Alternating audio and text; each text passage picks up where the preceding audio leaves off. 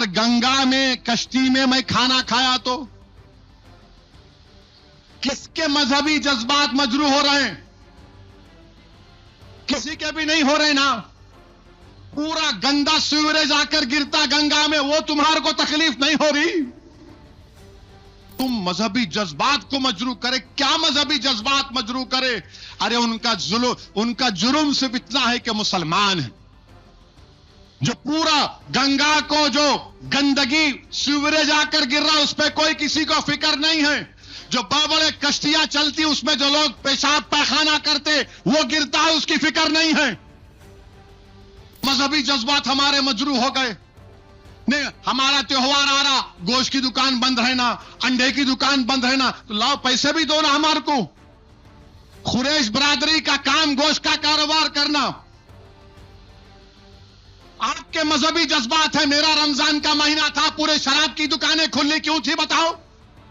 बंद करना था कुत्ते की पेशाब की दुकान को, पूरे बंद करना था शराब की दुकानों को भारत में।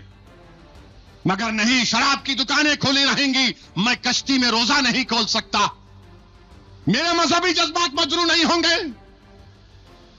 बंद करना फिर। जा मेरा घर है, अगर मैं बोलूं मेरा घर है, होटल बंद रहना, बंद करेंगे आप? अब उत्तम नगर में आरएसएस से वाबस्ता तंजीमें बोल रही हैं कि ईद के दिन ईद मनाने नहीं देंगे, फुला कर देंगे, ये कर देंगे। कई मुसलमान अपना घर छोड़कर चले गए उत्तम नगर से। कोर्ट को जाना पड़ा, दिल्ली हाई कोर्ट को जाकर कहना पड़ा ईद तो मनाने दो सुकून से, हम रोजेदार हैं, ईद तो मनाने दो हमको। ये नौबत आ गई भारत में। जो मोदी विश्व गुरु की बात करते हैं, 19 करोड़ 20 करोड़ मुसलमानों को ईद नहीं मना सकते हम खुशी से। हमको धमकियां दी जा रही हैं। हमको कोर्ट को जाकर ईद मनाने के लिए कोर्ट को जाना पड़ा। बताओ बीजेपी आरएसएस मोदी, ये कौन सा रूल ऑफ लॉ है? नहीं मुल्ला है। अरे हद तो ये हो गई मेरे भाई, हद तो ये हो गई कि बनारस में 14 मुस्लिम बच्चे एक कश्ती को लेकर उस पर रोजा खोलते हैं। क्या करते हैं? रोजा खोलते हैं। तो उनको क्या हुआ? फौरन उन पर केस बुक कर दिया गया।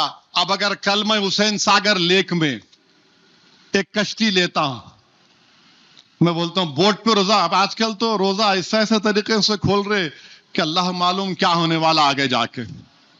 तो हुसैन सागर पे आप कश्ती लिए, लाइफ जैकेट पहन लिए, रोजा खोल रहे आप।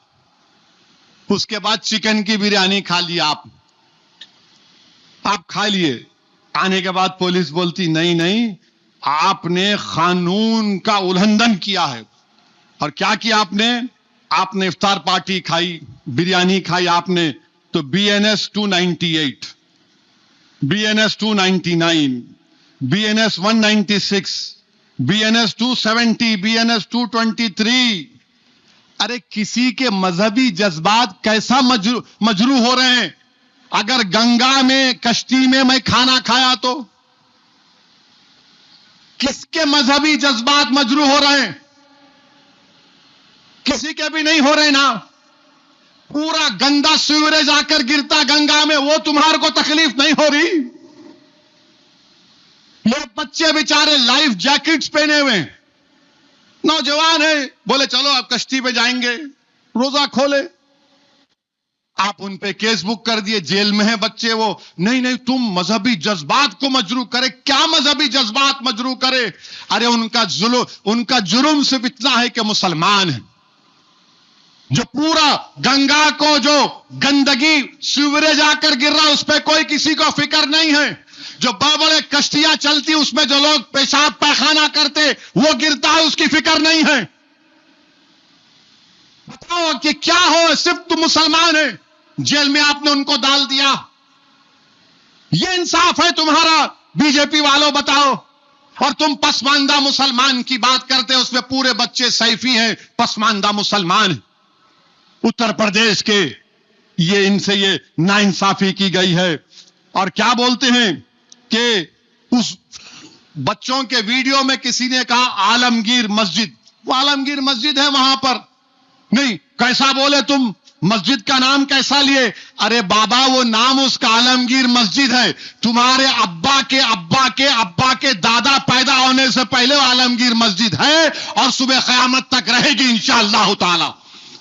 मगर आप बोले नहीं, कैसा बोला उसने वीडियो में? मेरे अजीज दोस्तों और बुजुर्गों, हर चीज में मजहबी जज्बात हमारे मजरू